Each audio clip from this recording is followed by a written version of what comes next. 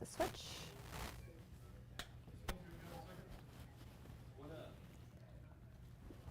Hey guys, this is Alan Devlin and Savannah Louie here, joining you for the very first time at the Atlanta News First desk here this fine February 1st, start of Black History Month as well. We thank you all for joining us. Yes, this is going to be something new that we're doing every night now at 8 o'clock or so. We're going to be bringing you the top stories of the night. This is really the perfect time. We know you're probably winding down from the day, and really before you go to bed, we can get you everything you need to know before you sign off for the night and get ready for the next morning. Yeah, exactly. So with this fine Wednesday, you know, there's a lot going on in Atlanta and on a national scale, of course. Right. We're going to jump right into some of these stories. First thing I want to talk about, probably one of the lead stories on a national scale, is the Tyre Nichols funeral. That funeral happened earlier today in Memphis, and there was a massive showing of support for Tyre Nichols.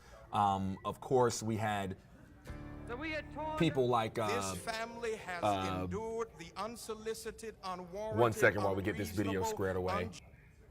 There we go. I apologize for that. We had people like Reverend Al Sharpton speaking, Kamala Harris speaking, Ben Crump speaking at this event today to honor Tyre Nichols and pass along his memory and his legacy. But it wasn't just about remembering him as a person. It was also about demanding change and enacting change moving forward. They want to learn from the mistakes that were made in Memphis back on January 7th and do everything that they can, the family, the friends, everyone who knew him, do whatever they can to ensure that this doesn't happen again. Now, that video I just played a little while ago, accidentally, was a little bit of sound coming out of that funeral. I do want to play it for you here really briefly. You can take a listen to what some of the people who were at the mic, at the podium, had to say about Nichols. This family has endured the unsolicited, unwarranted, unreasonable, unjustifiable, and massive burden of grieving their loved one, and at the same time, fighting for justice. As Memphis demands justice, and as our nation awaits justice. Family, we're praying for you that God will continue to give you strength, because your strength has held us steady and helped. It was a lot of heavy hearts there, of course, in Memphis. And for them, this is far from over. The 5 officers who were charged in this incident back on January 7th will go before a judge later this month. They all posted bond earlier, or I should say late last month, late January, about a week ago. And so this will be their return to court. All 5 are charged with homicide at this time for the death of Tyre Nichols, the beating death, a very difficult video for anyone to watch. It is available on the AtlantaNewsFirst.com website if you want to watch. We made the decision not to show it on air for obvious reasons. Right, and even though the funeral was today, we know that this is a developing story. As we continue to learn more about how these officers are going to face any repercussions for their actions, we're going to continue to bring you all of that latest info, again, on AtlantaNewsFirst.com, as well as the Atlanta News First app, as well as right here on the Breaking News desk. Exactly. All right, so guys, second story of the day. We're going to talk about money. That's kind of the thing on everybody's minds, right? Money, money, money. And unfortunately, it just got a lot more expensive to borrow money. The Federal Reserve raised interest rates by about 0.25% today, which is the lowest one they've raised in the last 8 consecutive meetings. It's the lowest hike. We've seen half a point. We've seen 0.75 before, which is a good sign. It shows that the recession, the current recession and the dealings with the money is getting a little bit better. Spending is getting a little bit better. The economy is growing, but at the same time, this is the highest total increase we've had in 15 years. And so what does that mean? It means that every time you borrow money, it's going to cost more money to pay it back. That's impacting your loan, that's impacting your credit cards, all your spending habits, and it's also supposed to be helping inflation. We're dealing with that. That's pretty rough. I know Savannah knows it too, just like I do, just like all you guys do. Everything just seems so much more expensive. And these interest rate hikes are to combat that. It is an attempt to get money back into the economy and circulate it better, to lower the entire inflation we're dealing with. And because this was only a 1/4 percentage point this time around, economists and experts are saying that that is a good thing and that that is a sign of us getting a little bit of assistance. You know, Alan, I love how you managed to make that sound almost a little optimistic here. I was doing some reading, and I wanted to see if this might be a thing that happens again, if we could see the Fed raise those rates once again. And according to some sources, the answer is yes. We could see them raise it several times throughout the rest of the year. It's possible. You know, it's not going to stop until it does. And so hang on to your wallets and pay back all, I'm serious, pay back all the debt you can, because again, the longer you have that money, the longer you borrowing that money, the more it's going to cost you in the long run. And the last thing I want to talk to you guys really quick about is online betting. It might actually become legal in Georgia. So they introduced a new bill to the floor today that is looking to make it legal pretty much. And the turnaround is here is that Georgia would be the 27th state in the country to actually have online sports betting. You know, states like Nevada, states like California, states like New York already have it, and they've been adding on more and more every year. We see more states jump on the bandwagon. Georgia might be the latest one to do so. And the thing is, the money that is generated out of this online process would go towards kids, scholarships, schools, education, believe it or not. The ones who can't even bet, The right? ones who aren't even legally old enough to bet. So, you know, your next bet on the Falcons or the Hawks might turn around and help a kid go to school. So it's an interesting scenario. This bill has gone through several times before. It's failed every time. Obviously, we don't have it yet. But the difference is this time there will not be a public vote. We will not be checking the box deciding if we're going to get it or not. It's going to live and or die on the Senate floor, and our elected leaders will be making that decision. They think they got it down this time. They think they've got all the ins and outs they want to be able to get it to pass through, but we're going to have to wait and see. Well, and something else pretty interesting about this, it is not just professional sports that we're talking about here. I was doing some reading, and I also found that college sports, I love to read in my spare time. That's what I'm doing all day. I'm learning more about the news to share with you. But it could be also, if you're a big Georgia Bulldogs fan, you could be betting on the Dogs. How about that? Yep. And that's going to be something that I'm sure a lot of SEC fans are going to be real excited about. I think betting on UG is a pretty safe bet at this point. Pretty safe bet. I'm going to turn it over to Savannah. She's got a couple more stories to chat about. Savannah, go for it. Well, Alan, I hate to do this, but I know you just had a fun story here. We got to bring it down, though. A pretty concerning story, I feel like, for any parent who's out there. This has to do with an incident that happened today. A child was heading to school when he was hit by a school bus. So a 7-year-old boy slipped and fell in front of the bus, and that bus ran over his leg. This happened over on Brown Drive in DeKalb County around 7:15 a.m. We heard from the DeKalb Police Department. They tell us, quote, "It appears the child was running in the street after his bus when he slipped and fell." The driver of the bus did not see the child and ran over his leg. The child was transported to a local hospital. Now, good news, that child is in stable condition. He is expected to be okay. We know that the driver of the bus stayed at that scene and was cooperative, and the students on board were then transferred to another school bus. They got to school okay. Right now, authorities are investigating the incident, but this was just, you know, not the way that you want to send your kid off to school. Oh, absolutely not. This is not the way you want to start any day as a student or as a parent, of course. You know, it makes you think this was an accident. It seemed like an accident. The kid was running after a school bus. Who hasn't done that before? You miss the bus, you try and chase it down, and those things are massive, and the visibility isn't the best, and the driver simply said, as you said, she didn't see or he didn't see the student, and that's where this thing kind of ended. But thankfully, you know, everything's looking to be okay. It's going to be in the end. Definitely. Well, hey, last story for you guys tonight. I'm sure if you've been on social media, or I learned this when I was at the gym this morning. I looked up, and every single TV screen had the same exact headline. You already know what I'm going to say here. Oh, yeah. We're talking about Tom Brady. The GOAT. Tom Brady Greatest of all officially, time. once again, retiring. So he says. All right. He released a statement today on social media. I want to play it for you real quick so you can hear how he made this announcement. Good morning, guys. I'll get to the point right away. I'm retiring for good. Whew, Real short and simple. Overall, the video was about a minute or so long, but Brady basically went into the fact that he's not going to be playing anymore. He thanked his family, he thanked his fans, he thanked his team. And I mean, you already know this. Brady, the most accomplished quarterback in NFL history, maybe even the most accomplished football player. I think he might literally be, like, when you're talking about greatest athletes of all time, greatest performances, greatest careers, Tom Brady's got to be in the top 5 all time. I think Michael Jordan, Tom Brady, Tiger Woods, Michael Phelps are the 4 that come to my mind right off the bat.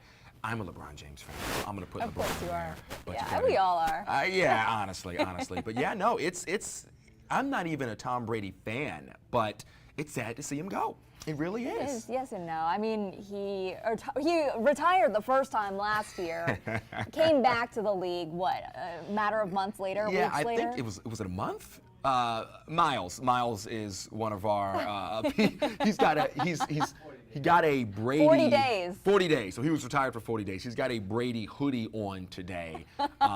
He's one of the people who runs everything on our website, Atlanta News First. Phenomenal team member. He's a big Brady fan. You're from that area, right? The Northeast? Okay, yeah. So we can ask him anything. He said 40 days Brady was retired. Honestly, he should have just stuck with the full 365 if you ask me. But, and I mean, one of the interesting elements for me at least is that when he returned, it caused a lot of fallout with his family. And I saw on social media his ex-wife, Giselle, made a comment on that Instagram post about wishing him the best in this next chapter. So in your next chapter, which makes it sound like they are going to stay apart. At least that's what she wants. A lot of speculation comes from that as well, because now, you retire. I guess technically the belief was to spend time with your wife and kids. And, you unretire. Go back to the league, get divorced, get separated, then file for divorce. The divorce becomes final a couple of months ago, and now you retire again. So, there's a lot of questions up in the air about what comes for Brady now. I know he does have a $350+ million deal with, I believe, Fox Sports. Wow. Fox Sports to do broadcasting, a 10-year deal. So he will be no short of money, I'll tell you that. Well, as Giselle said, wishing him the best of luck in his chapter. If you can't tell, I'm really not the biggest Brady fan after all of that. I'm a big family person. But it's all right. Phenomenal football player. Yes, absolutely. Phenomenal career. A lot of his stuff ran right through Atlanta as well. Yeah. Who can forget that collapse by the Falcons some years back? Yeah, that was bad. Atlanta fans maybe not too much of a fan of Brady either, but Ellen's still scarred. give your flowers when they're due. All right, so that was the top 5 stories of the day so far. Of course, if anything else bounces up here, we'll carry it at 9, 10, and 11 on Atlanta News First. But for now, the only thing left to cover, weather. And that is where we bring in meteorologist Patrick Pete as we put up a beautiful view here of Midtown Atlanta. It's gloomy skies out there. If you were outside at all today, you could tell it wasn't the best. But it's going to get better eventually, like Monday, Tuesday of next week. They've been talking about all this week how it's just going to consistently be pretty gloomy and rainy, and it's going to be an adjustment to make. Get your umbrella out. We've got a first alert tomorrow, Thursday. Patrick, I know everybody's excited to hear about exactly how they're going to prepare overnight heading into this. Yeah, lots of folks looking forward to this forecast. First alert in effect for Thursday. And we're going to see some of that rain start to move in overnight. Now, the good news with this first alert, if there's any, is that there's not any severe weather. We're not expecting any thunderstorms. We're not going to have high winds. We're not having tornadoes. This is purely just going to be a rain event. But with that being said, it is a moderate impacting event. We're talking about rain that's going to be lighter in nature in the morning, but the more moderate to heavy rain starts to trickle in late day. And with all of the rain that we've seen over the course of the last few days, I mean, we just had last week about 3 inches or so last week, and then a little bit here and there throughout the beginning of this week. Another inch or so is all it's going to take to really do some potential flooding out there. So there is at least that low end risk for that. And the Storm Prediction Center recognizes that. They put out this product earlier today saying there's about a 15% chance that you could see a flash flood watch or warning within 25 miles of any spot that's highlighted in the yellow. So we're going to be watching for that as we head through your Thursday. Right now, here's the setup. And as you can see, we're tracking cloudy skies out there, but rain is slowly starting to build in from the west. I still expect us to be dry for another hour or two, but lighter showers are going to build in later this evening. And if you have any plans, maybe you're going to the gym at 10:30, 11 o'clock, or maybe you're working third shift, some of those lighter showers are going to start to build in. Now, I don't expect this to be too impactful, but I do expect you to need to throw on at least that first level on your windshield wipers as we push through the overnight hours. And this is all associated with the bigger picture system that has been impacting folks from Texas all the way to portions of Virginia. What we've seen is that on the colder side of this has manifested itself in a bit of an ice storm. I saw images from Dallas yesterday. One of my cousins actually sent me a picture of his truck completely iced over. Fred was telling me about his son who's in school in Texas, who essentially had to pretty much stay home because driving wasn't too bad, but there were down trees everywhere because of this ice system. Thankfully, we're going to be on the warmer side of this, and we're expecting those showers to start to move in as we head through the next few hours. So here's a look at midnight, where lighter showers are moving into extreme northern Georgia, but a stray sprinkle going to be possible here in the metro. I think our best chance for seeing some of that rain start to move in is going to be between 5 and 7 a.m. This is going to be that first round of lighter rain, but we're calling the first alert for the entire day. Moderate impacting rain, heavy at times, and of course that low end potential for flooding is in the cards. And then as we head closer to lunchtime, you can see those yellows starting to pop up. That's going to be that more steady rain, the rain that's going to be a little bit more impactful. I think that that's mainly going to hug the northwestern corner of the state through lunchtime, but it is going to sink further south as we head towards 5. And here's a look at the 5 o'clock hour. And you can see that at this point, everybody's getting rain. This is why there's a 100% chance of rain tomorrow, because everybody is going to be touched by some rain.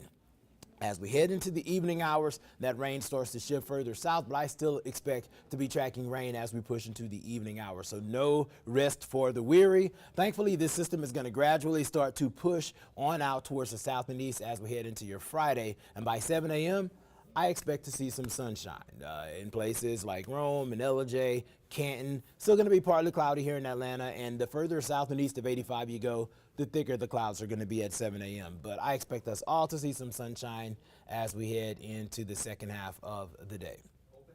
Behind that, we're going to be talking about those totals. And I told you about that excessive rainfall outlook, where 1 to 2 inches of rain is going to be possible. I think most of us are going to hug closer to 1.5. But because we could see some training of these cells, that is going to set up a situation where we could see some ponding on the roadways. You guys know how it is when it rains. There's those typical areas that flood, but also we have to deal with drainage issues sometimes. And a lot of that's man-made issues. We kind of have leaves, we have trash that can clog up these storm drains, and some of these low-lying areas can flood. So that's the one thing that you can do to kind of prepare for this. If you live down the street from a storm drain and it's normally clogged up, if you go and unclog it, that could save folks thousands of dollars on the back end from flood damage. So we want to make sure that you're aware of that.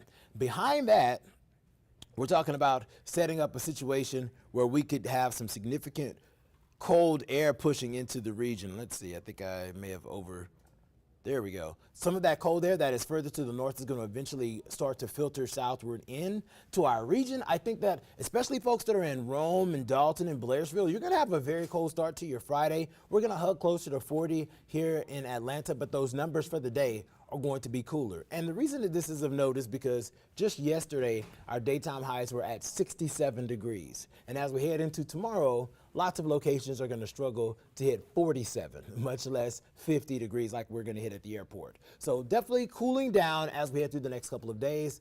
The moisture is going to leave before the cold air gets here, and that's going to be our saving grace. So a lot of folks have been wondering, this system, this ice storm that's bringing ice to Dallas and Memphis and portions of central and eastern Tennessee, Kentucky, is that going to impact us?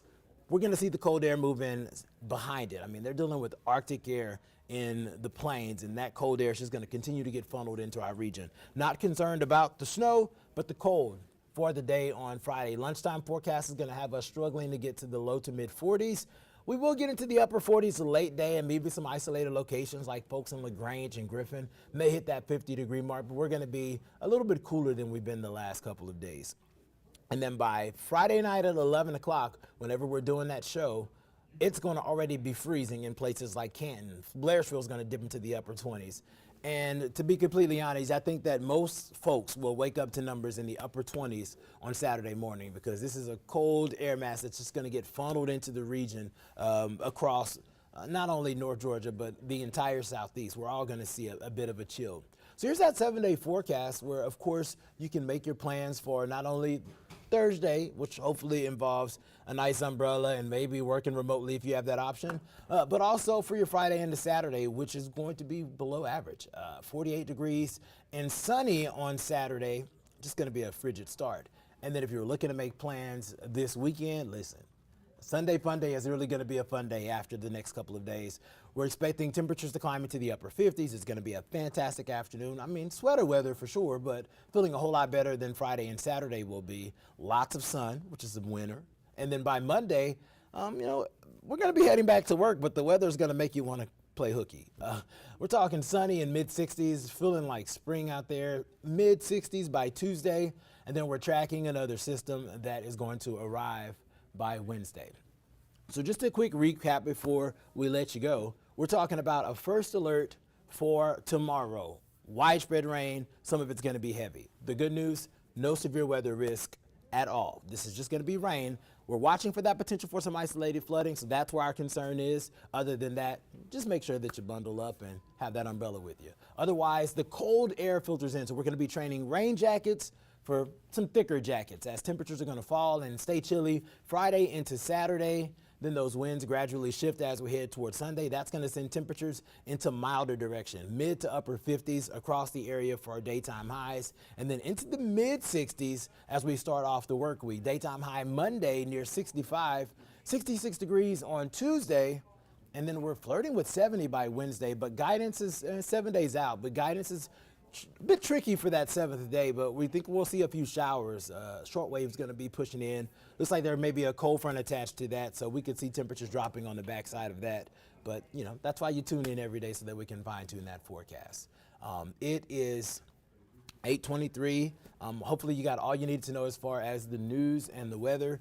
And I will leave you with this shot of Midtown Atlanta. Gorgeous out there. You can't see the clouds, but the good news is there isn't any fog and no rain. That's going to look completely different in about 12 hours.